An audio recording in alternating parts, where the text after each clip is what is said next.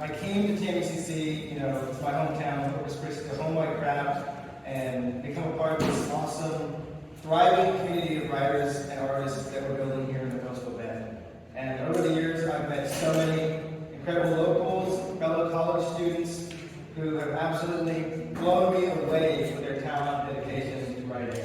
Our community is host to such a number of rising stars who are leading the charge as the next generation of influential regional voices. And thankfully, some of them are here to read for us tonight. So with that, I'd like to introduce our first panelist, Jacob Benavides. Jacob Benavides is a current senior at Texas A&M Corpus Christi, studying English Literature Studies with a minor in Women's, Gender, and Sexuality Studies and Studio Art. His writing focuses on exploring the material and immaterial nature of an early 20-something world, all the certain and uncertainty included. He is particularly attentive to themes of queer identity, love, mental health, familial identity, and the relationship of bodies, both physical and imaginary, within the ever-shifting landscape of existence in South Texas. Jacob has previously been published in the Woodward Review, with Texas Poetry Assignment, and in the Notes app on his phone.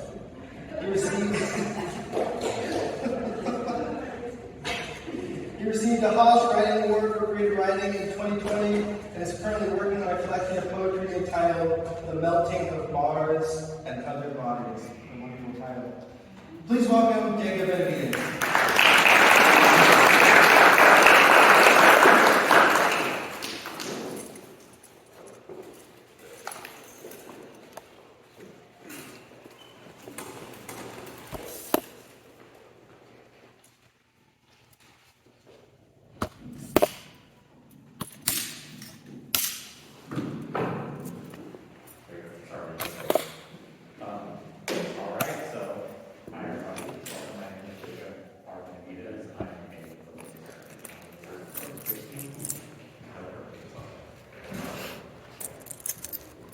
So when deciding what I was going to read tonight, I was quite unsure, especially as I'm doing this, so I was quite unsure of how to organize this, but then I realized that I'm just going to read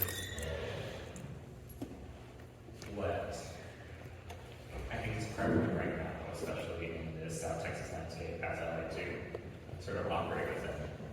All right. So first and foremost, I'm going to start with a poem entitled And Other Bodies. Flash in the pan is a body, sizzling, spurting, split, in bursting, peach-kissed skin, biting the blood out, blood belonging to mothers injected through baby sons, and swallowed into oxygen, blood that never returns to them. Body memory, like faint violet stains painting layers into canvas, slipping pools between the shades for a lover's hands to cool his burdened heat, and blanketing blood in sheets for blistered body memory. Mars was a ball of butter before meeting other bodies. Some say its dusty facade is false, grime peeled, chiseled away like wet blankets across the brain. Burnt ends and carbon crumbs. Beyond burns and crimson stains lay a gooey body, rosy and unnumbed. The body is a flicker, the rotten egg shouts of a failure to light a blaze. A milky glaze, cracked, revealing terracotta innards of soul unfurled into a haze, like the phases of morning's night, from breast milk to ruby wine. Run away, bodies are atoms, bounding against each other, against a cosmic sway. Some have the getaway, others know to start a flame. If every man and every woman is a star, bodies are everything and nothing the same. If every body bathes in brilliance, every body pales in semblance. But every body must grasp their hearts tightly, milking them like a stone, tenderness deserved but unsightly. Remember, survival will never be the hardest part. Within Mars and other bodies exists a still beating heart.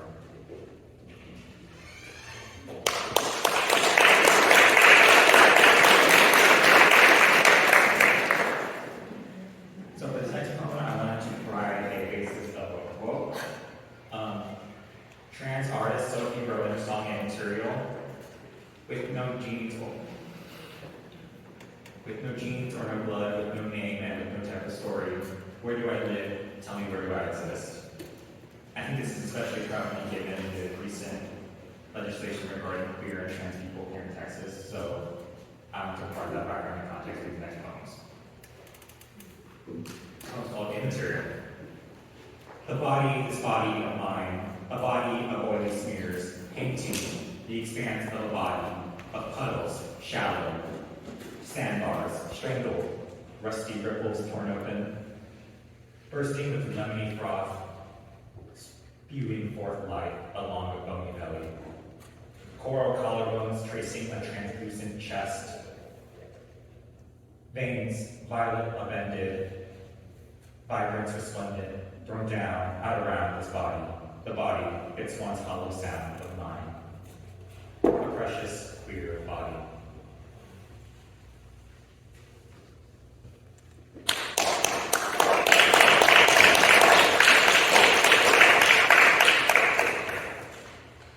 This next poem is called Deep in the Heart. Winter reaches for this body and San Antonio equally. Tracing the Rio Grande, Texas at hand, the outstretched crescendo, bounding through marble lights into the land between you and your sweater. Burning mementos of our time, sharing sighs with the cicadas, when morning comes, I breathe alone, pounding my lungs out of stone. Bruises from a cathedral hurling through the starry sky, a lone star picking through the mouthful of memory, indexed to Oklahoma, thumb in light blue lead, wade through ghosts, bones, and fool's gold. I remember you instead of the Alamo. I'm told it haunts our memories like an umber underpainting, but I'm a blue bonnet painted into a highway, packed into the jaw of a jackrabbit. Hanging from Coyote's wall, extracted from Texas like a rotten tooth, morning dew filling the socket in glistening sheets and hues. Fragrant sage and bloom, perfume dropping cups of mud, swirling with milky eyes of cowboys, swaying in the moonlight, drunken roses draped in Levi's, both landlocked and forever. Texas is a phantom, the fingerprints between you and your skin. Winter reaches for this body, and San Antonio silently.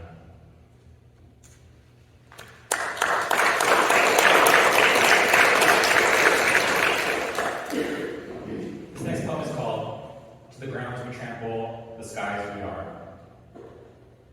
I knew myself on that hill. The hill rolls through you too. That hill landlocked, by the coffee shop, by the ocean and a sea. There was once a grass-lit knoll, now ravaged by a chemical golf course. In this industrial myth, pollen screams, sinuses seek reprieve from bodies we knew, in deadening daffodils, reeking roses, December winds through phantom snow. We know not ourselves anymore now. Red brick and rosy asphalt prunes, staining, pulling petals away, yanking apart, tenuous leaves from fragile stems. The manicured field is greasy, its soil cold. Waves, briny steeples, dive into the low. Floating amongst memories, frosted floors, burnt espresso, grass dry brittle, rolling a constant foil. In the tunnel, running in shadow like a river, the knoll, it dances, it shivers. It remembers every skip, breath, languid liquor poured from you, that December of perfect vision. How we remember the season, how a forecast cut us down, gnashing thunder striking like you, like me, pinning us down. Oh, pen me like opening me to scribble out pages, pen me as a rolling wave on that parchment sea. What trickles, what bleeds, resounds in both you and in me. You remember that hill. To the youthful moods, unspeaking, salted and bloomed, on open orchards, pockets of oleanders, sweet syrup down winter's chin, the soil sour now and seeping liquid, vascular, vapid. Milk the honeysuckle before it spoils, strip and bleed its woody meat, its bursting boils. Lucidity floods slowly.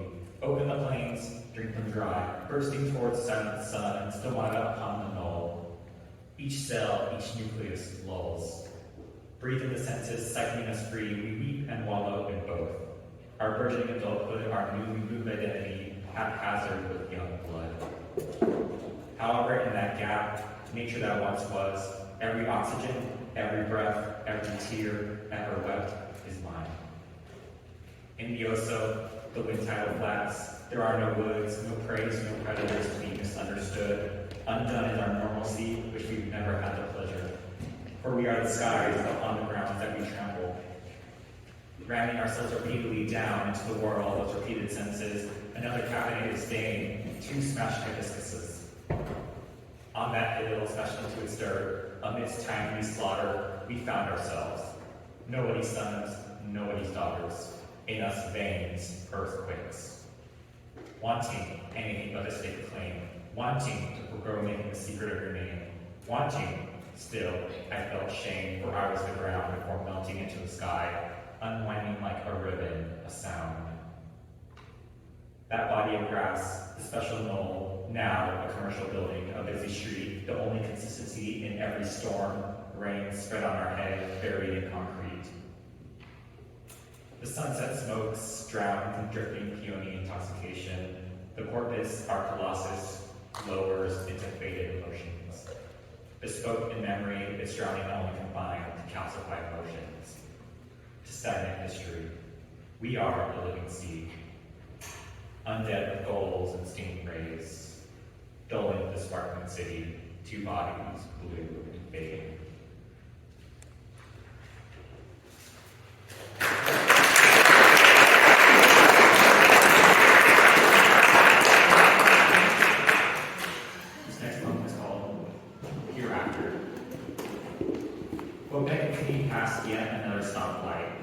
Skimming the road like a vein, strapped to the flesh of some body of mine, amid waves breaking the skin of a frigid lake. Back onto the dingy patio where dead nicotine dances into homespun gossamer air, taken by tongues of wind into the bloodline of kicking seas. The wisp of your simmered sigh, the touch drop heave of your chest, so tell me, will you still love me tomorrow? You, the balmy carol for every beat of my heart. You, like summer syrup coating every wall, through the windshield like singing cellophane. Willing you to love me wholly right now before we are nothing once again. In a childhood bedroom, sunrise breaks through. Shredding the morning into ribbons, untying our bodies seeking solace from the other, releasing the albatross of a shivering truth.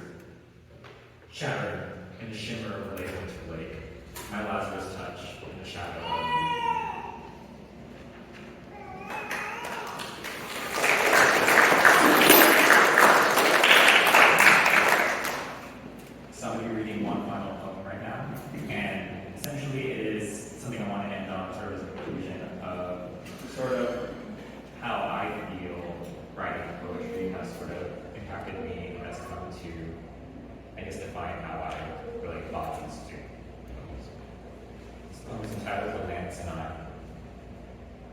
Stanzas are stains, veins on a page, bursting with tears, salt, blood, love unheard, running through the skin of every word, and every word is a body, and every body is a blade.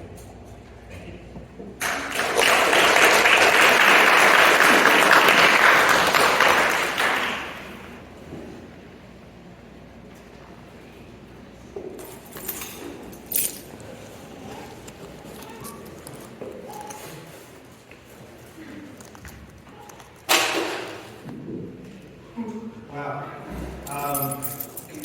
I met Jacob probably 2 or 3 years ago in a creative writing studio with Dr. Robert Carsonson, and after hearing his work in class and seeing him refine it and polish it over the years and get it published, I am so blown away by your growth as a writer. Thank you so much for sharing your incredible work, Jacob. Give him one more hand, please.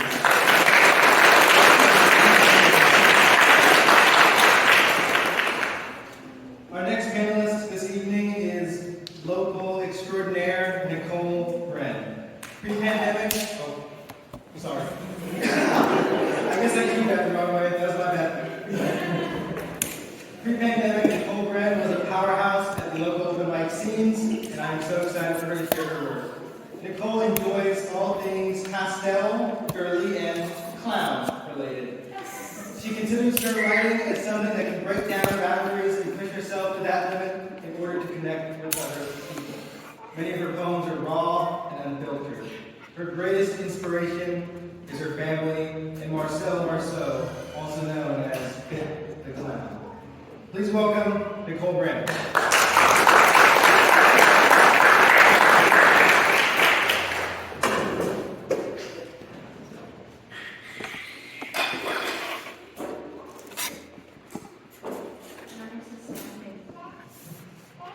I was going to ask about the interview, but I talked pretty loud.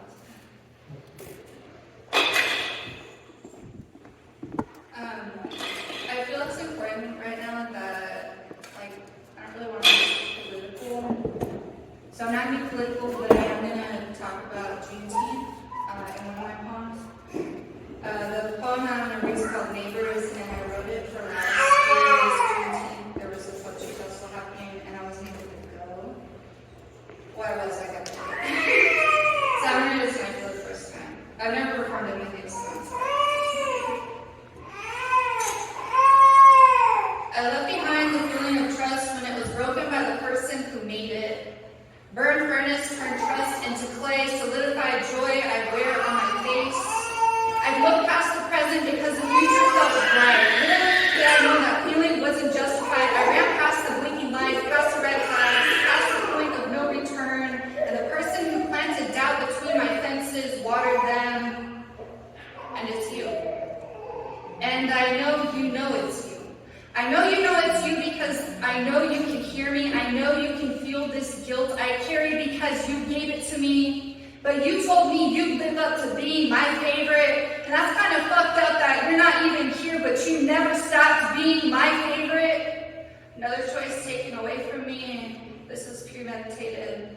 And that shit bothers me. It bothers me that you told me nothing I feel is important has relevance, that my beliefs are stupid, that I am the invention of shit that doesn't matter. The glass rose looked better in retrospect. I plucked the rose because I wanted to. It wasn't counting if you would or wouldn't. I'm not a fool who subscribed to fairy tales. And I thought everything needed and counting for was counted and prayed for. If a broken heart could kill, I would be on life support, telling me you love me in a false narrative to make you feel better.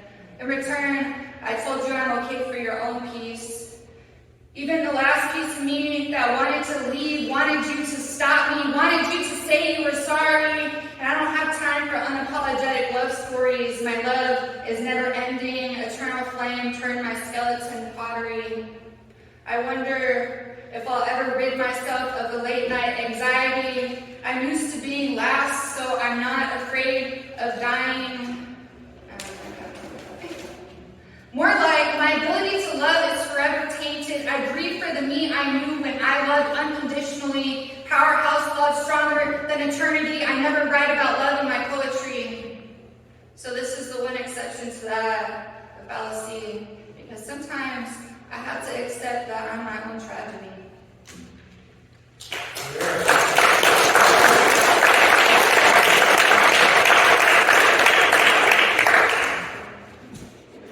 She wears a crown of barbed wire stolen from Edison's fence. I mean, the headpiece was stolen, not her profession. She wears her pride like she forgot her purse at home. Ego has no place in the passenger seat. She rides shotgun on her own bullet. Train station cold. She breathes fire. Her body, a natural resource, national park. Her experience with the wild coagulates with her ability to communicate psionically. The only allowable pitch tent is the circus. She invited the monkeys. No shame. She lit the cannon before it was set to be fired, and she fell from tripwire plateau, broken nose, face smeared into one-third of Earth's land, elevated. Caricature of parachute failure. There was a mountain with a face that would be elongated and split unfairly. Somewhere, she lost the schematics to effectively split the party, so she travels alone. By alone, I mean she made a blood pact with her shadow, creature of the night. She has dark vision detecting bullshit, a mouth made of glass, and cut insults in your injuries. There is no thank you. There is no bottomed out bounce back. There is no ending, even if it weren't happy. And there is no crown. Only ripped flesh, sans apology.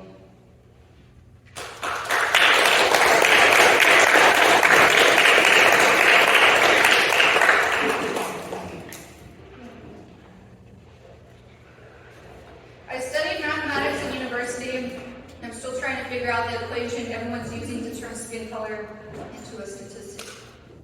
Talking down the black skin, sitting by the pool, getting a tan, contradictory behavior, creating theatrics, fabricated documentaries, transitioning perspectives to fit narratives. Our neighbors are of all colors, but for 2.5 years after slavery was abolished, Texas kept at it, kept slaves in the fields. The bridge to freedom closed. Actually, never opened. Texas was running behind. Freedom was delayed and more people died. The Union took political advantage of a state that harbored people who continued to be neglected. How else would they be able to refuse mandatory rules?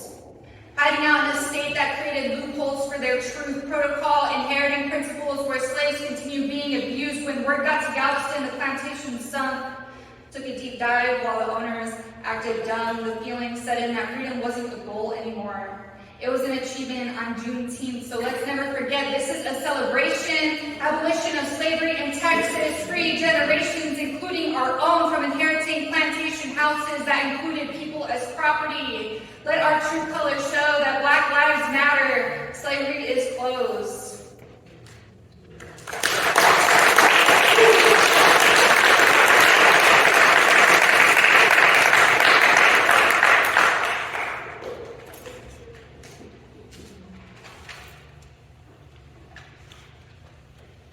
I'm an advocate for freedom of speech. Actually, an embodiment of independence if you consider it an individualized experience. I preach personal perspective as equally as important, taking everything personal, making big moves. I don't know anyone whose entitlement bothers me most, if not you. It's not that serious. But I'm a flip-flopper. Don't listen to me claiming definitions of sober while I puff 5% and take prescriptions just to sleep. Nothing makes me more uncomfortable than my eyes staring back at me, handed over by the Sandman after I woke up from bad dreams. OCD, I can't control it, let it be a manifestation, determination. I live higher than your expectations, you're intimidated. That's okay. Hail Mary escape, I watch you look for your voice evicted, posted 3 days ago, notice to vacate, ignored, homeless voices talk too loud when they battle at their scars. I became friends with bridges and learned the stories told by houses. I packed up all my shit in boxes, soaked with tears from my face, donation box empty, suggestions closed. I never asked for input, but since you're sending me a bill, bounce check fits framed perfect. You told me I shine, so I set the sun. Shut down all emotions that you show, fake news fed again, I'm skipping meals. I refuse to allow someone else to tell me what to do, my spirit exercised beyond my abs, beyond my personal involvement in my own affairs. I never cheated. I watched you pursue the system and refuse to acknowledge your own claims, contribute to false accusations. That's fair. I guess it makes sense to scapegoat when life becomes cutthroat, clipped voice superimposed on my face without my consent. Claiming quotations from a person who has no air to breathe, corrupt file 404. Never fix this update before, override upload, discard emotion shed for uploads, thumbs up sheep, followed by wolves who only hunt when I'm asleep, pick my teeth, too very pissed off I don't have her offering. Sacrificial lamb lying inside of guns, biting back the urge to flee, chasing dead dreams. Nightmare, night terror, screaming, feeling the skeleton of your background plan, poking holes in your explanation, excluded, telling you to breathe, calm your anxiety. You have way more pride than me. Heart of my sleeve stolen by the Stitch Witch Club. Sights set on your freedom to express how upset this makes you. Culture, pinpointing vultures, cannibalistic, whatever helps your liberty. I carved your name in ivory, poached elephants escaping. Is this a circus? No, it's just society. Caging people and bringing the beast while shutting down my words before I can even speak.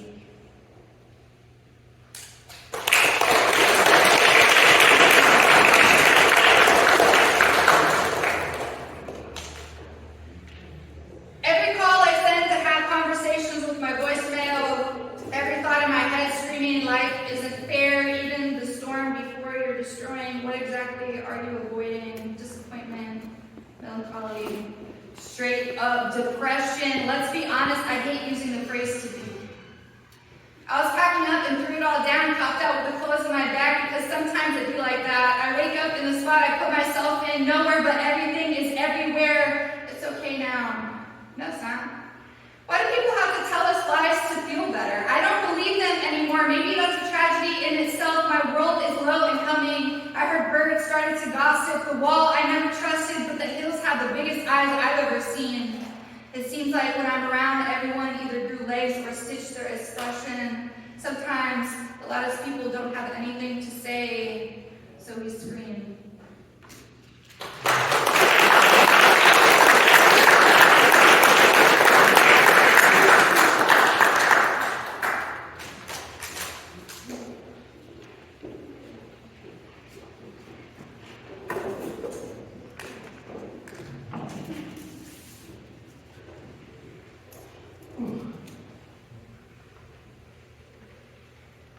Ooh, I needed a moment.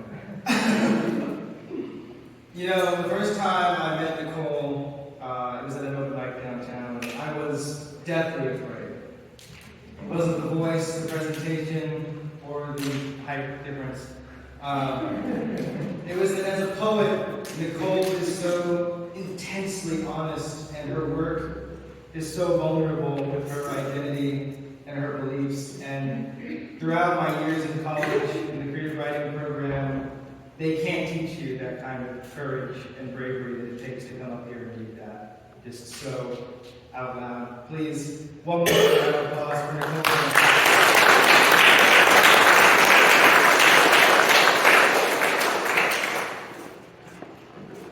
Our next panelist to come up is another local poet extraordinaire, Matthew Murphy. Matthew Murphy is a poet, musician, and sometimes starving artist. His work focuses on race, politics, and the inevitable crises that occur in your 20s. Tell me about it. Currently working on his first collection of poetry titled A Work in Progress, Matthew is a creative trying to capture emotions through both writing and music. Please welcome Matthew Murphy.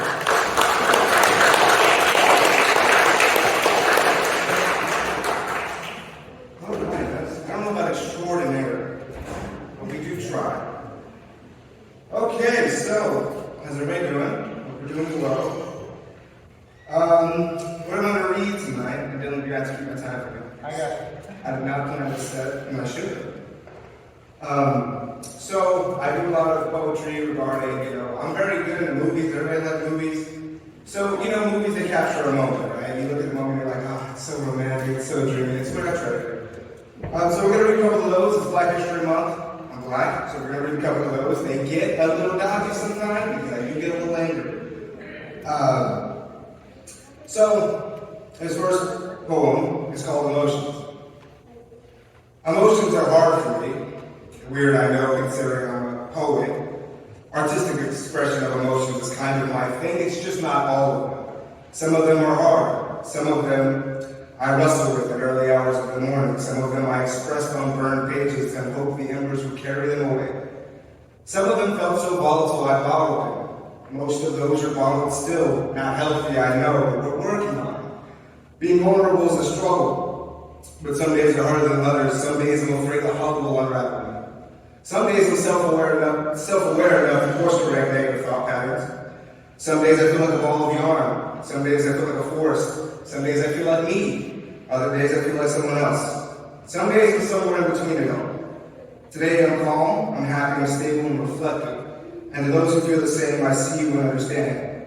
Be patient with yourself. Sometimes emotions are hard. All right, this next one.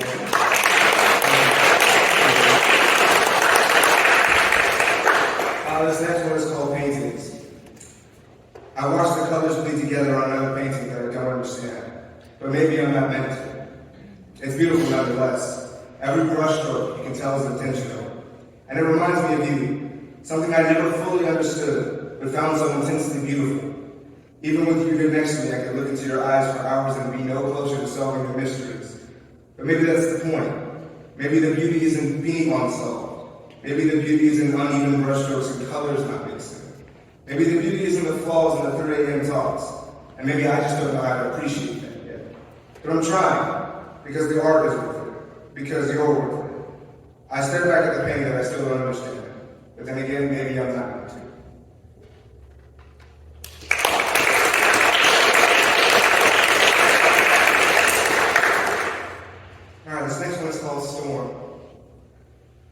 There's nothing quite like it. The wind running through the leaves, the moments before the storm, the low grumblings of the heavy sky, the anticipation of the air, like nature herself is taking a catch break. As the clouds roll past the sun, and as the rain begins to fall, I hope it falls on me. It's been a long summer, and the fields are dry. They could use the rain. Truthfully, I could too. I'd like to see the flowers again. They remind me of better times, easier times. I miss them now. I hear it now. The rain softly falling on my windowsill. I speak to the flowers. It's time to grow. I say it again, but this time to the flesh of the window.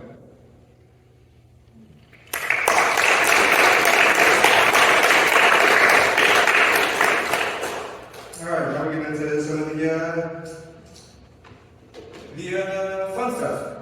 All right, this is called the Explorer. I can still hear the hymns off my grandmother's lips when my cousin sings her songs.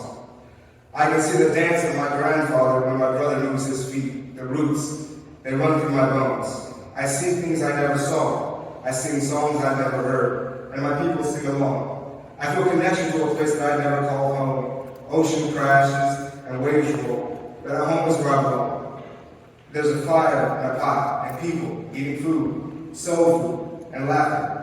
I feel connections across the waters, across the globe, through the roots. I'm connected. That is core.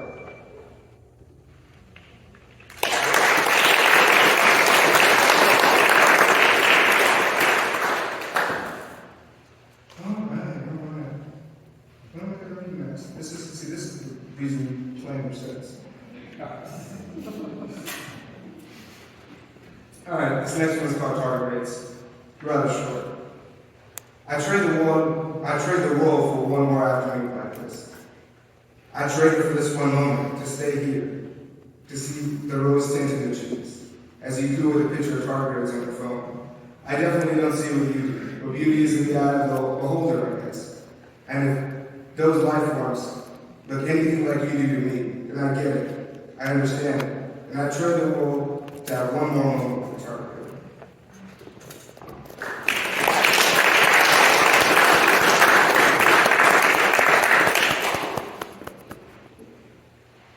Alright, now we're going to move into the more having to do with race side of the set. This one's called Honor. This month we honor our people. From Martin to Malcolm, from Asata to Hampton, from Angela to Thurgood, from Ivy to Baldwin, heroes in their own right. None perfect, but neither are we. But what we are is excellent, powerful, rhythmic, soulful, joyful, and resilient. And for they that watch us, because we are culture makers, we are problem solvers, and most of all, we are innovators. So while we have their attention, let's be clear when we speak, because they have no choice but to listen.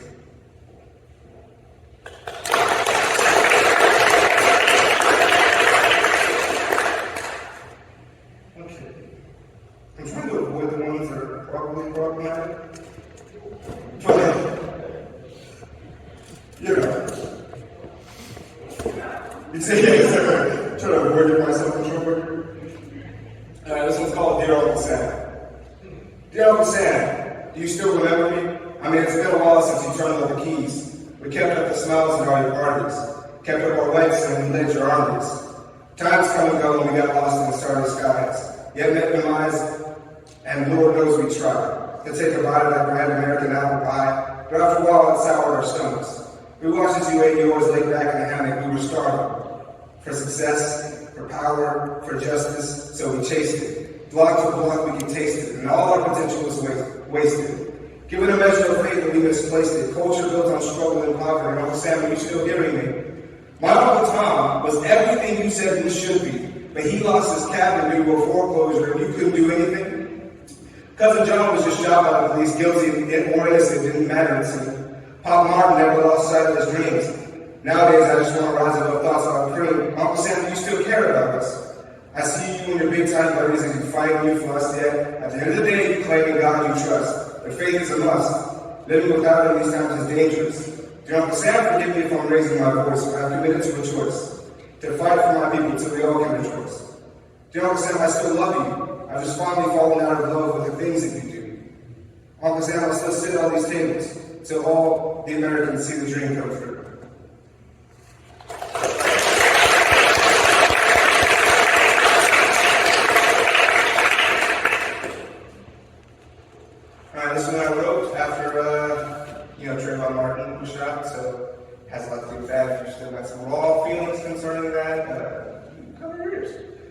It's called I Still Wear Black Hoodies. I still wear black hoodies, and that statement can tend to make others moody, but on days like this, it behooves me to remember the old ways. Spend days thinking on the words of Douglas, Turner, and Malcolm, left me needing Talbot, hitting and stressing over different outcomes, floating on the words of Dr. King and Thurgood Marshall. Both of those taught me that some of my mindsets were harmful. So I rid myself of them, trying to stay ever mindful, but in these times, witnessing these vicious cycles will me broody. But in spite of what I said, I still wear black hoodies. But even they say don't kneel, don't disrespect the veterans. I do, but my reality is still funerals where caskets are covered in letterings. Still have brothers that are killed over color and creed. The nurses' hands dye the same color we bleed, but our nation sits casting them out despite what they need. Don't get me wrong, I love this country, but things are still broken, to put it bluntly. Most people don't get the privilege to only remember the struggle monthly. So I ran to the war, ending the complacency of Robb. On this day, we remember one of our leaders look back on his deceptions, teary-eyed and thoughts of one, never recognizing that we're still blind. I wonder why we feel wrong inside. Yet we cope. We feel those deaths, they still hurt. Yet we have hope. Bring our teeth, we push past the dirt. People laugh at us, tragic, but they can't see the world. The spirits instilled in those that walk this earth, the mothers that are carrying the future's greatness for birth, it soothes me. They're the reason I fight. They're the reason I won't let today's legacies blow over smoothly. So as a solid reminder of our issues and today's visions of what will be, I still walk my streets wearing black hoodies.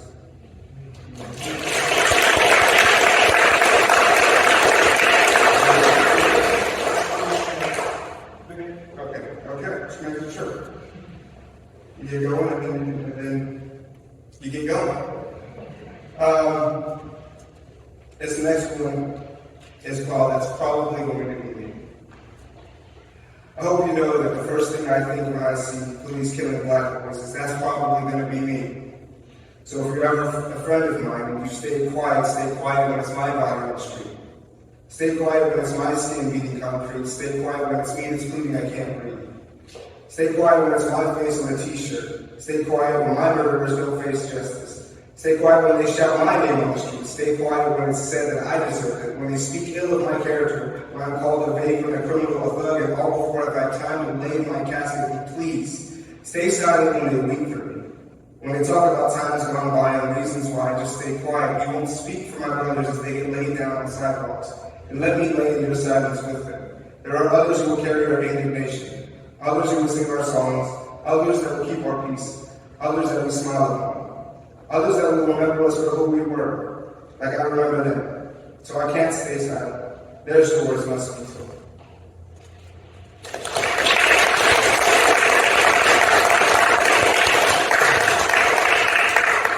This last heavy one, I promise we're not going to happen. This is called T-shirt. I wonder what picture of me will put on the T-shirt. You know, if it happens to me. I hate to think about it. But what else is there to do when it stays on my screen, when it's on my feed, when it's on my mind, when it's in my dreams? Bang. What will my people say to me? What will the pastor preach? What kind of food will they eat after laying my body down? Which of my words will become chants in the streets? What will the news use to justify my blood being spilled? Drugs, warrants, association? I hate to think of it, but I have to, especially when lights go off in my rear view. I hope the officer hasn't had a bad day. I don't think I look good on a t-shirt.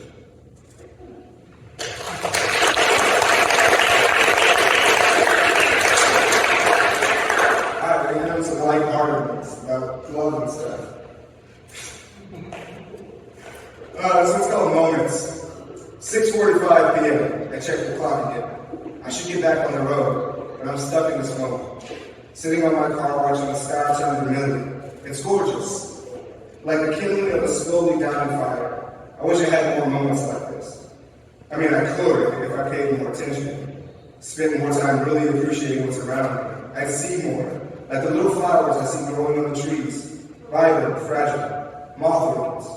She always liked those. I always liked her. But I miss the moments. I always do. And I lost her in them. But I'm glad I had this one. I plucked one of the blooms. Maybe it'll remind me to be in the moment rather than waiting for the next one.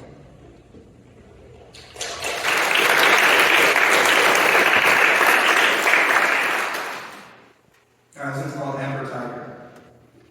been a while since I've been here. The cool of the evening swirls the dust at my feet.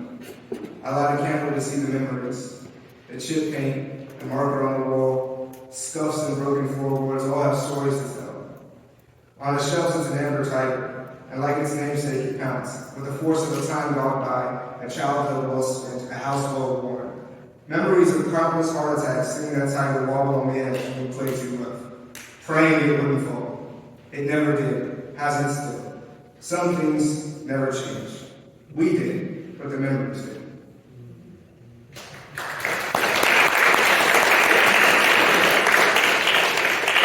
Alright, I'll do this last one. It's called Party Favor. I went to a party. It had been a while since I'd gone to one. I was nervous. It had been years since I even hung out with friends, pre-pandemic. Outside of sporadic lunch when schedules aligned, but nevertheless, I went to a party, and I was reminded that I love people. I love the stories, I love the minds, I love the points of view, the laughter. It's a beautiful thing to witness people, being alive and being themselves, being beautiful and complicated and unsolved, and it's comforting to know none of us have it all figured out. All of us puzzles with constantly changing pieces and ever-expansive pictures. And I'm grateful to have met them, and I'm eager to see what the pictures will be. Thank you guys for being up here. A great host, and we'll be here for the rest of the poets.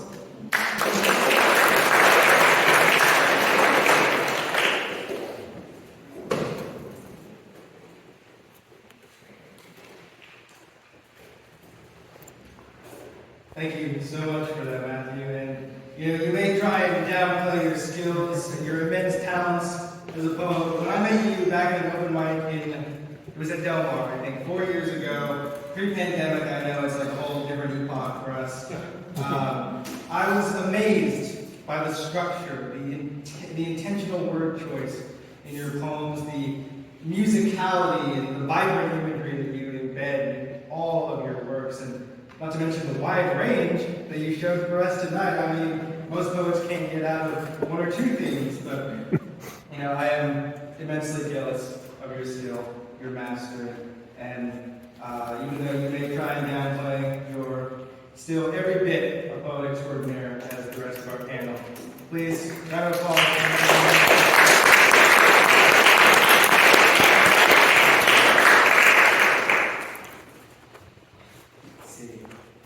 Our last panelist for the evening is one of KUCC's Creative Writing English Department's best rising stars, one of our Winter Review editors, Halli Castro.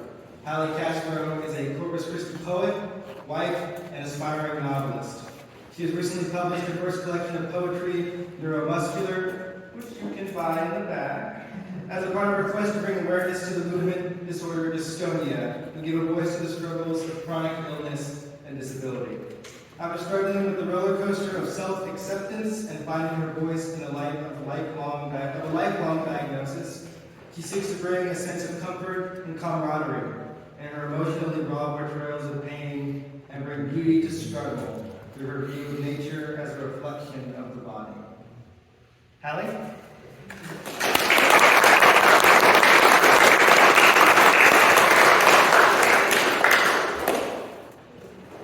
I feel like Jill really said it all. I write a lot about my fascination with nature and the ways that I feel that it reflects our human bodies, especially with my experiences with chronic pain, and how you can turn even, the most disgusting imagery into something beautiful. So I'm going to start with one that is about nature versus the inside view. It's called interpersonal. I wish to write about nature, but struggle to extricate my mind from the solace of the tender interpersonal. I wish to reach and touch the flora with my words, but my eyes are glued to the passing of a coffee cup between the hands of strangers. I desire to watch a hand skim surfaces in pursuit of purchase, note the way the fingers of each distinct individual will touch and grip in its own personal language. I desire to absorb life and report my findings. A life abundant is nestled in the details. It's in the way he processes it legs of being able to settle rolls his fingers around a cold, sweating glass, and makes his home in every soft, warm, and gentle place. It's in his eyes as they skim a point of interest, in his gentle hands as they glide in the air, making up visual, visceral punctuation to his increasingly passionate points. Life is in the lips that stretch thin over a smile, delicate in a way that he may never be, but bleeds and exudes all the same. I look at the world around me, and it does not compare to the skin that stretches thin over the blue, bright veins of the wrist. The way that binds him with the vascular body may be a desperate plea to catch my attention, as if the breathing earth understands and envies my fascination. She is desperate to be written, and yet, when I stare into the sky, I cannot take my gaze from the white blood cells rising and falling in front of my own retina. Society rises and falls, and yet I am chasing and naming these cells, desperately shaking my gaze to keep them afloat. The lines on the fingertip of a hand I hold close, swirl and spiral and inspire the lifeblood of art. The beauty of creation can be found in the deep amber irises staring within me. There is nothing new under the sun. No, there is nothing left to discover, yet every glint of an eye, every bare-toothed smile feels groundbreaking. Every unearthed freckle on a sunborn skin, every crease of a smile, every fold of a joint is like staring up and above the sun at something new. We are creation, creature only, yet a clear and rippling reflection. I look at you and I see beautiful creation.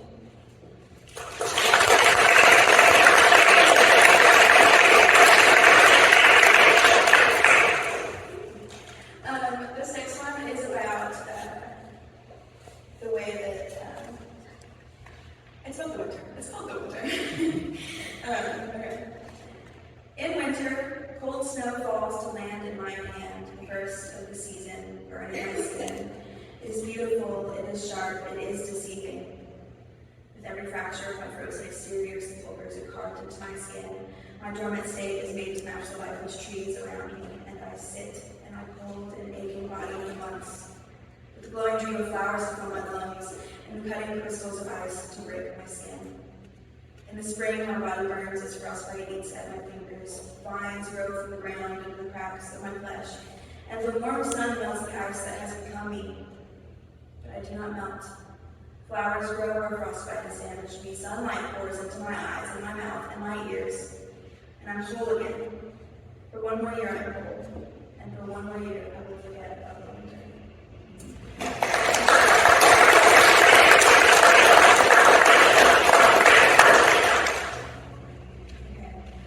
This one's called I Digress. I am seldom yet constantly all the same, lost to the whims and wiles of the written world. At any given moment, I am here, steadfast in my position, feet planted firmly in the natural earth, and in the next, I am somewhere, someone entirely separate.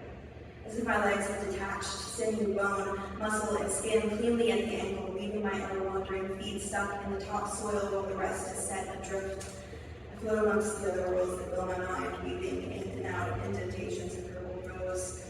These other worlds hold no malice or memory of my commonplace affliction. They do not want my blood or tears. There is nothing to remind me that I am occasionally half of what I should be. This idealized set of mental worlds does not hold a place for me at all, but instead cause the many civilians I have created as paper dolls sit in the crammed drawer of a child. I hold these characters aside for my timely and desperate escapes. It is a forest, dense and with winding vines and aged wrinkled oaks that sway and sing in the wind, a haunting tune of overturned rocks and slinking silvery caterpillars desperate for metamorphosis, dreams ready and willing to be developed, and yet there are so many that many go untouched. A forest that reaches and soars above the clouds, over the mountain ranges and further than the dove, oh, not a tangible place, yet so real to my weary mind. It is easy to liken the recesses of the mind to an overgrown forest. It is easy to claim that these winding limbs dance in the cloud. It is lazy to live beneath the sun and yet above the clouds, and yet sometimes it is lovely to take a break. If only my hands could open and grasp these intangible delicacies that wander just at the edges of my consciousness. I only get to see them in the inopportune moments, driving, showering, out in nature, any place that paper and electronics alike are unwelcome and would likely not survive. And yet they do not go unreported.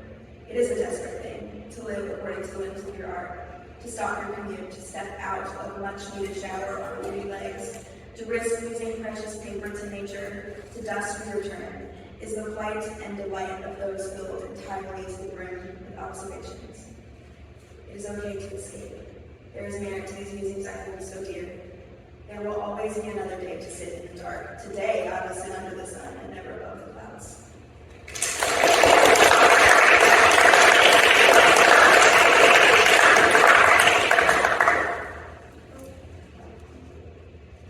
Alright, this one's called Empty Calories. With hands made to worship, I shovel dry dirt past lips made to praise. Up and over an unblemished tongue, crunching and grinding rocks between teeth. Swallow heavy, esophagus laden. Slow and scraping slide, descent dry, wicking moisture, I continue. Dirt and mud caking the spaces between. It's damaging, doing harm, taking space and continuing to take, coating inside and growing vines, binding, taking root. With hands made to worship, I pull weeds out, twixt lips made to praise. With them come the nerves and new seeds wrapped within their roots. Deep inside, my spine is wrung as I shovel seeds and seeds, stealing water and sunlight, they grow, destroying and filling my lungs, taking never giving back, climbing the road and swallow.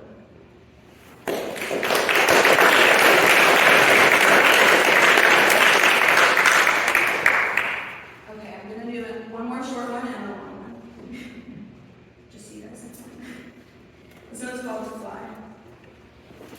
I twist and never settle, a perverse river ever flowing, changing and eroding the ground. I move in rivulets of muscle and bone. I sit in inky shadows, hidden alone with the morose desire that drips from it. Eyes to the sky, hopes to rise, to see, to touch the sun. I look with envy to the bird, to see its freedom of movement, the choice to alight written on the little slick wings. My shoulders ache with it, as if tendons were to burst from my twisted back, spreading and growing, dripping feathers, bleeding into the earth beneath. Oh, to touch the sun on wings of misplaced movement.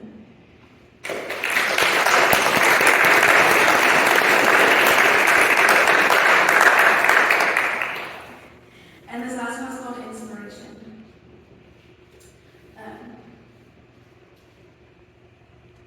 The source of my suffering is my flesh. There may be no beautiful way to say it, though I try. I cannot make a picturesque scene of this tumultuous existence. I cannot say to you in truth that there is anything special in struggle. It is empty, it is painless, it is pain and pain only. Suffering is often projected to be the ultimate goal of the artist, that the only truly inspiring existence is one of someone who has suffered and suffered well. To this I say, my bravery is only what is expected of me. Yes, you are struggling. Yes, you are in pain. Yes, you must rise above it. I must rise above it. I do not walk forward out of some mystic courage that I have delved deep inside to find. I walk forward because it is the only way to reach tomorrow. My hands, stained with the ugly and wretched taste of jealousy, must work harder, must push against taut and strained muscle, must fight against my own flesh, the very depths of my nervous system, all to create. And I simply must create to survive. To rest maybe just as brave. To sit and say, today is too much. To rest and not explain myself, yes, today I will rest, because today it is far too much, because today I deserve to rest. But caring for myself in and of itself becomes an act of bravery in a world built for the physically complete. When the world expects me to never succumb to the screaming of my body, to never stop and say, I have had enough, it is brave to rest. I have decided to exist loudly. I'm a brash announcement of my existence. I used to hide, tuck my hands away, make excuses to stay seated, tremble in silence, utterly alone, and though I cannot heal, though there is a thorn in my side, I have found solace in community. In seeking the comfort of no longer existing in solitude, it is my desire to help you understand. It is my desire to be understood. And though my hands tremble as I write, I will continue to walk forward.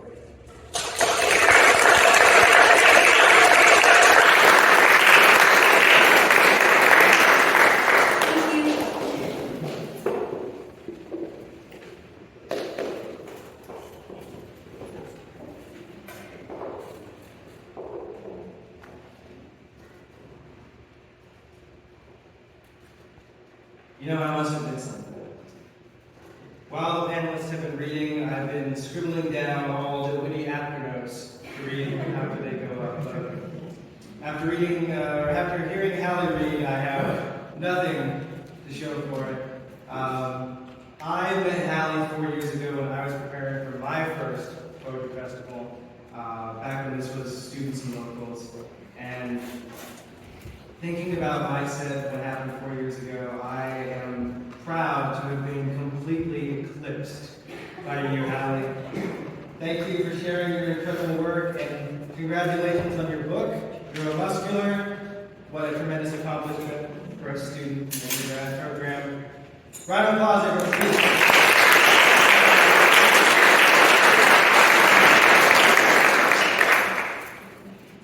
And though I don't want to ask you to action again, that is the end of our panel for this evening, so please a round of applause for our entire panel.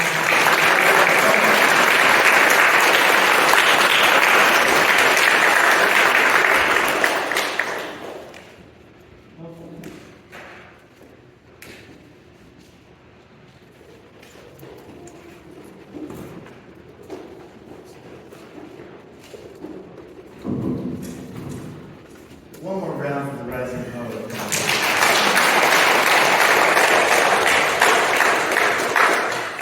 We're going to change gears here. Thank you.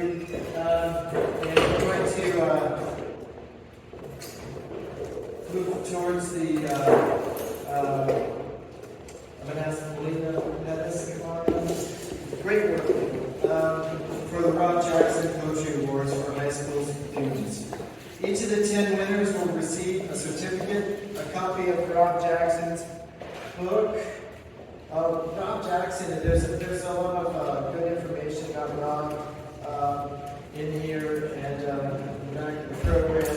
He was really a wonderful guy and passed away in February 2013 in the last semester of his teaching at Corpus Christi. And many of us have felt that he was really the original Corpus Christi Poet Laureate. And I want to, let's see, what was that? So copies of Robb's book, gift cards from Amazon, while the first through third place winners will receive an additional book. I wish to remind the winners, we do need your signature. We're doing that in the back here, and when you receive your gift cards, and please check your emails for electronic versions when applicable, including your junk file. We had a problem this last fall about when they had lost that email. So please, here to Melina Pettis, please.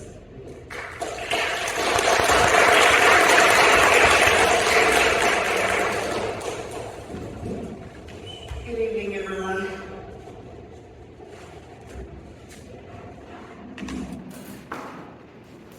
First of all, I want to say thank you to our committee and our judges. My name is Lopez, and I was the fortunate person this year to be the chairperson of the Poetry Awards, and I'm very grateful I was not a judge because their job was very, very hard. I know I read through the selections as I received them, and the students' work is to be commended no matter what happens here tonight. I also want to say thank you to Jonathan Wickman and All Saints Church for hosting our event, and it will.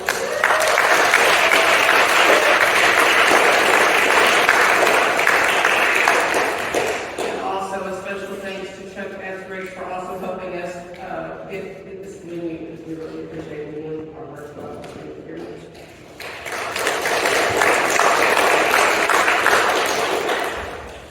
Next, I want to ask the educators of our high school students to please stand.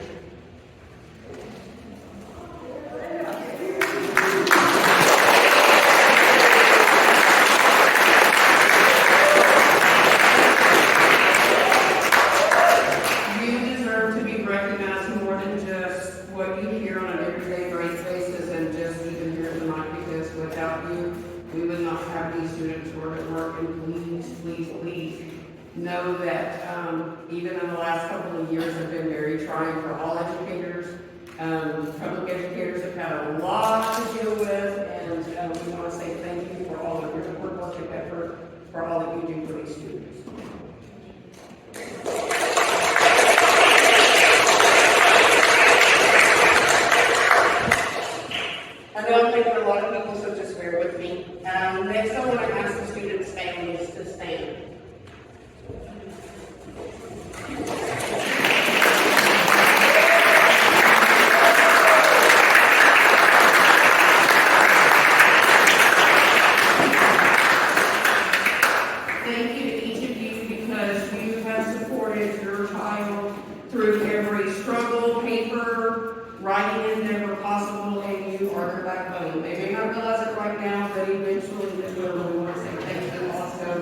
for your support that you give your child.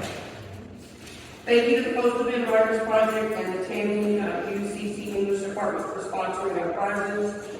I would like to ask Tom Murphy, Benavides, and Alan Burke to please stand. Alan, you're already standing. Tom, you're already standing. Want to stand?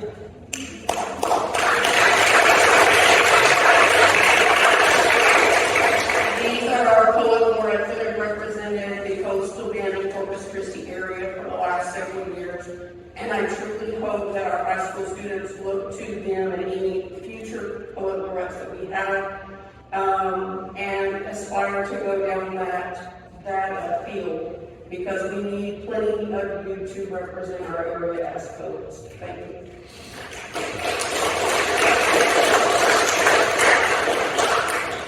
Now it's time for the gift set.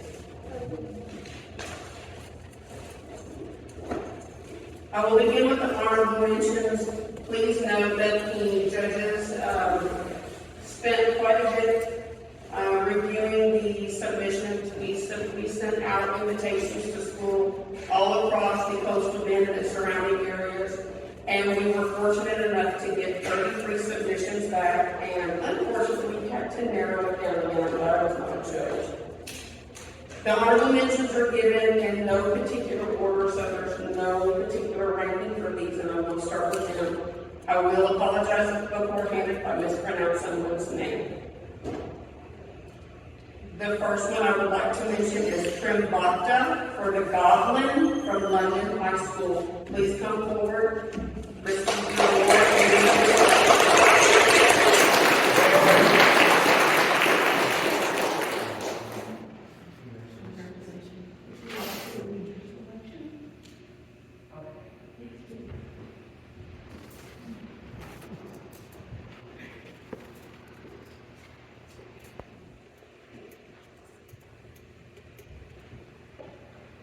When I first saw the goblin, I recoiled in disgust. He had pimpled up skin and was covered in dust. He had pimples all over and possessed a big nose, and had 11, maybe 12, very curly toes. When I saw it at the pet store, I shook my head, even though my opinion was as good as dead. But as soon as she laid eyes on that thing, my mother said, "Let's adopt it." Ching! And so, whenever my mother went away, the goblin would babysit me for the day.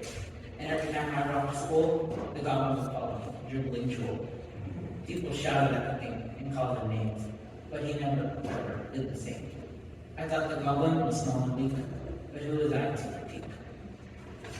But as I walked to school on one fateful day, I totally forgot to look both ways. I was texting on my phone, you see, so I did not see it barreling toward me. But as the car and I were about to collide, the goblin lunged and pushed me aside. And instead of me, who should have been the one, the goblin was the one who got hit, and he was down. When I last saw the goblin, I shook and cried. I just felt broken inside. And I read this poem to commend the goblin was good in the end.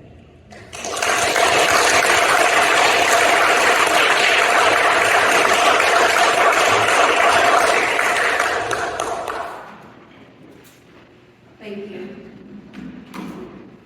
The next honorable mention goes to Emery Pena for dysphoria from Collegiate High School.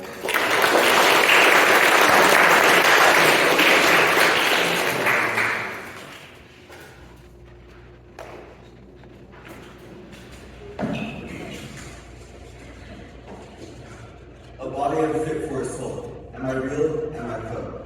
I don't know how to feel. Why a plug? I want an outlet. Empty jugs. No milk to begin with.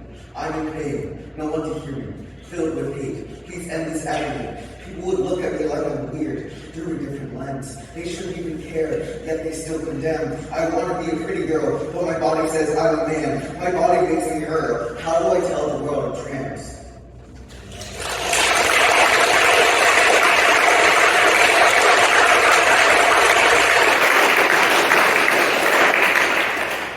Thank you. Our next honorable mention goes to Sophia Tapa for History Will Not Be Erased from Collegiate High School.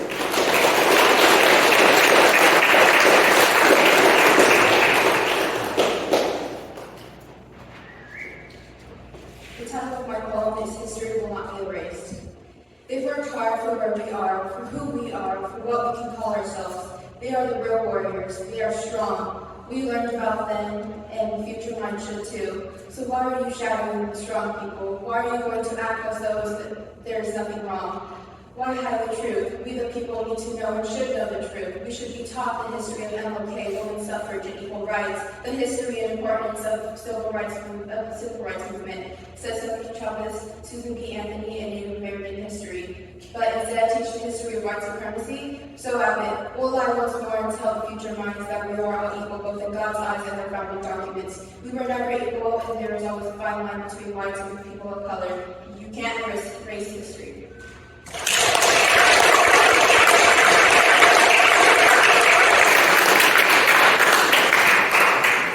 Thank you. Our next honorable mention goes to Marisa Lozano for My Favorite Color is Lilac from Toloso Midway.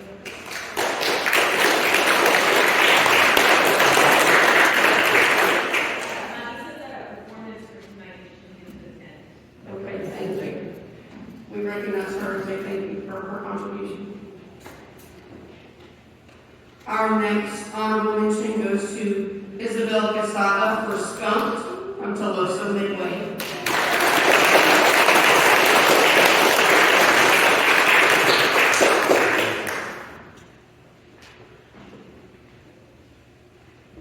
For as long as he could remember, the fisherman was perched at the dock with his line sitting sadly in the sea.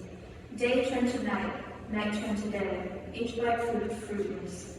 No fish was the big one his heart searched for, just catfish after catfish. Despite his misfortune, the fisherman continues at the dock, the crash of the water immersing his heart alongside his line. He rides the waves of hope, no current dared to submerge him. He knows that someday he will catch the big one, and that one fish will become two, then two will become three. That's why the fisherman never seems to leave. In his eyes, his time is not wasted, for he will someday catch what he's looking for.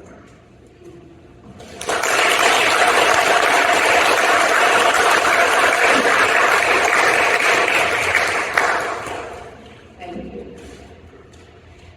Our next honorable mention goes to Rihanna Anguiano for Clothed in Blackness, Toloso Midway.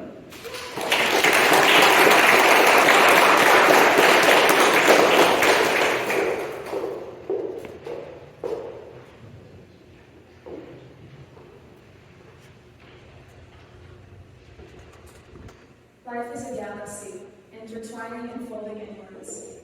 It isolates the lone astronauts, engulfing them in nebulas of despair. Their prisons, black holes that consist of piercing ice and scorching air, where they consume in silence until their hearts freeze. Fear shields their potential, their willingness to become stars in its sour breeze. On Saturn's cold metal ring, they remain trapped on the fingers of existence herself. Life is a galaxy, racing through the fragments of shattered beauty. It desolates the flickering, scarlet stars that fly too close to the sun's passionate lips. The sun is not kind. It chars their passions and casts them into a hopeless eclipse. And so they retreat outwards and submerge themselves into a murky sea, until they taste the metallic salt of their shame, yearning to be free. No amount of fame or aptitude can save them from the dark. Lost in Jupiter's violent storm, they will remain obsessed until their flaws are spotless. Life is full of astronauts and stars. Those that burn with fame will be consumed, crushed by the pressure of gravity. Those that remain alone and unpolished will never discover the ground of burn. Both envy one another's worth, blinding themselves from the truth that they are weightless, the truth that there is too much space for comparison. A galaxy is too vast, too daunting, too timeless to bear. Its chaotic discoveries are beyond compare. That is why they must find a wormhole, allowing themselves to heed the universe's plea. The galaxy recites through sadness that perfection is a product of madness. It cannot be found in a galaxy cloaked in blackness.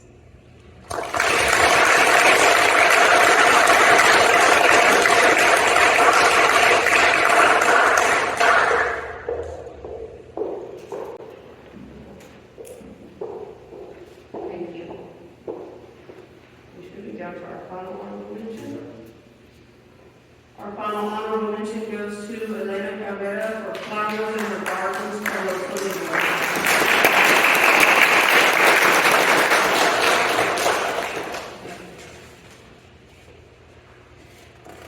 A flower begins in a garden, and in that garden are flowers. Flowers are also beautiful, but also so beautiful to behold flowers. There are flowers within the gardens that are cultivated with love, touch, with hands that can gently fresh, fertile soil that gives them a proper start on their journey to growth. And in those gardens of flowers, we're surrounded by other flowers. They will bask in His love, support, and grow and grow to be increased from wonder and grace. These flowers are changed season by season. They will continue to grow and learn those flowers that come before them. And they may reminisce on those who they were before and how they become so far. But that is always the case. Because some gardens are not filled with love, are forgotten, deserted, decrepit. And there are flowers who wilt away alone into bitter nothingness, their beauty being known to no one but the sun, moon, and sky. And there are flowers that are torn down by the bugs who crawl up from their holes to steal their flower beauty. They take advantage of it. They tear and tear and tear it to pieces and leave flowers to put themselves back together for God's fire. And there are flowers who are plucked by hands that are filled with nothing more than greed and selfish desires toward hardship and soil, and tossed aside from its purpose to be served. Sometimes those lovely little flowers, despite having no reason to hold on to hope, they raise their petals to the sky, to the sun, hoping that even one day will become one of those lovely little flowers in those gardens, filled with sun and warmth.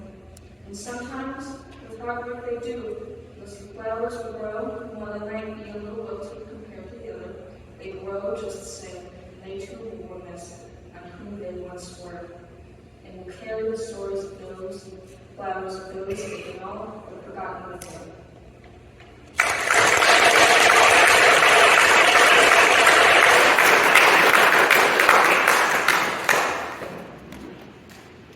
Before we move on to our top 3 winners, I just want to say thank you to our judges, as you guys all had a very difficult task.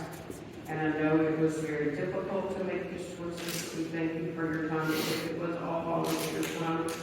And I was privileged to work with each of you. Our 3rd place winner is Sai Varsini Chinasani for Twas the Journey Collegiate High School.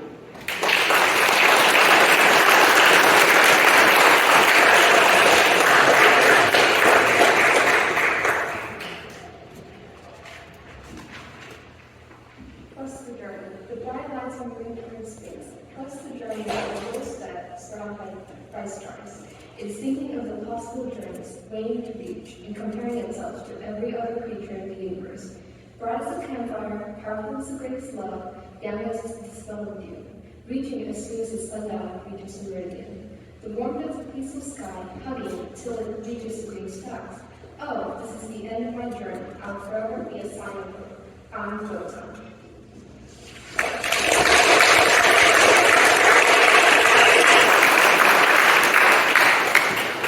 Thank you. Our 2nd place winner is Alyssa Ray Bonetta for My Last Dream, Toloso Midway.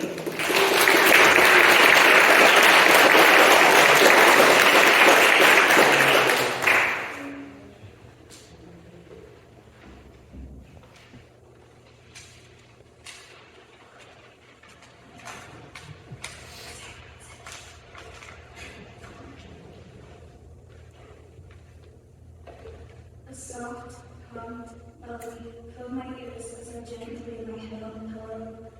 My eyes closed to hear the breeze of the wind as it spun in circles outside my window, with energy over me.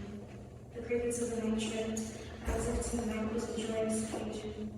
The fresh smell of rain and dew lingered on the grass and the ground, along with the new hand-washed sheets filled my nostrils, making me reminisce of older and brighter days. The humming continued and grew slightly, reverberating through massive white halls like the turn of a knob on the radio, echoing over and leaned over, skipping like throwing rock on the loud little wave that has dwelled on our hearts since the beginning of time. A single tear rolled down my cheek. My mother came to mind. She hummed the same melody so many years ago.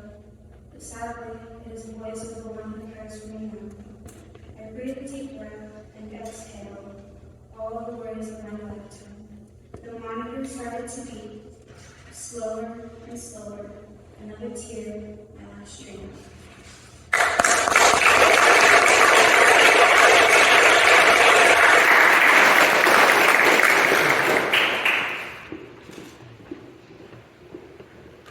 Thank you. And our first place winner is Ariana Esquivel for Diversity and 2 cents from Toloso Midway.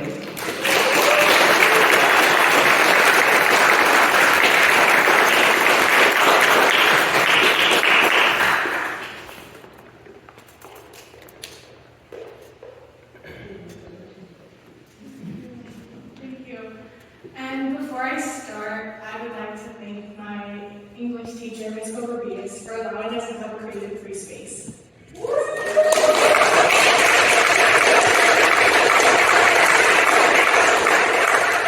here's diversity in 2 cents. Mexican or American? Which one may I proudly identify as? Do I flip to choose my pride? Is one more dual than the other? One is more sacred than the other. Was one pressed into me before the other?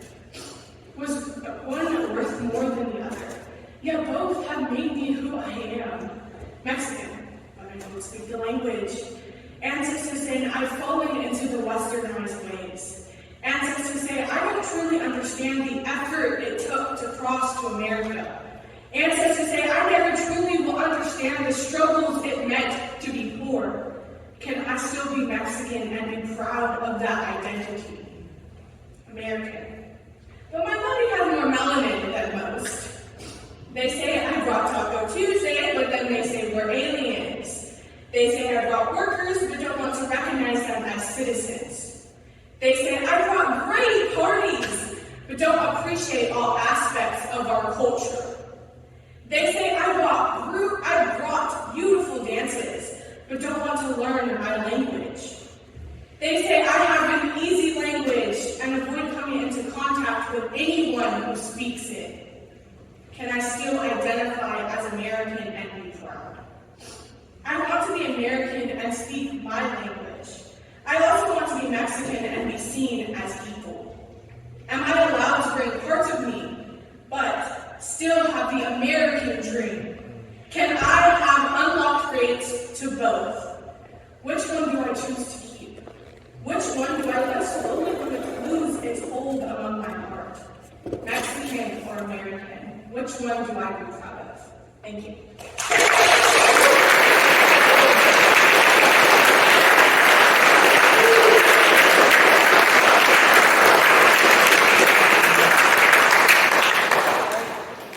I would like to say thank you again to all of our high school students. Congratulations on your awards. Don't forget to stop by the back table. Dr. Susan is standing back there. She's waiting for signatures. Hold on, don't move yet. I know we're all ready to go. But I want to say thank you to each of you for being with us tonight. Thank you for the opportunity to be the chairperson this year for the Poetry Awards. Again, thank you to the judges that I was able to work with. We're going to have some closing remarks from our poet laureate, Tom Murphy. And then please feel free to stay behind and grab some small refreshments we have in the back and take pictures. Stay safe, have a wonderful evening, and blessings.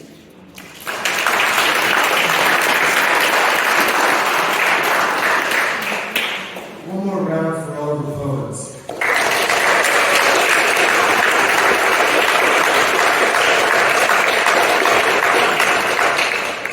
I'd just like to quickly remind you that the festival is just the first night.